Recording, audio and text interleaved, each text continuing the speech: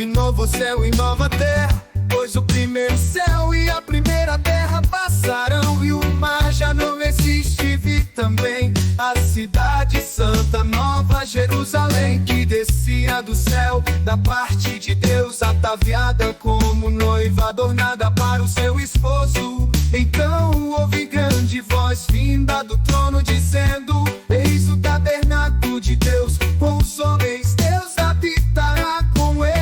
Eles serão povos de Deus e Deus mesmo estará com eles. E lhes enxugará dos olhos toda lágrima, e a morte já não existirá. Já não haverá luto, nem pranto, nem dor, porque as primeiras coisas passaram. E aquele que está sentado no trono disse: eis que faço novas todas as coisas. E acrescentou: escreve, porque estas palavras são fiéis e verdadeiras.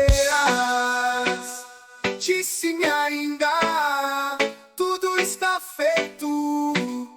Eu sou o Alfa e o Ômega, o princípio e o fim. Eu a quem tem sede darei de graça da fonte da água da vida.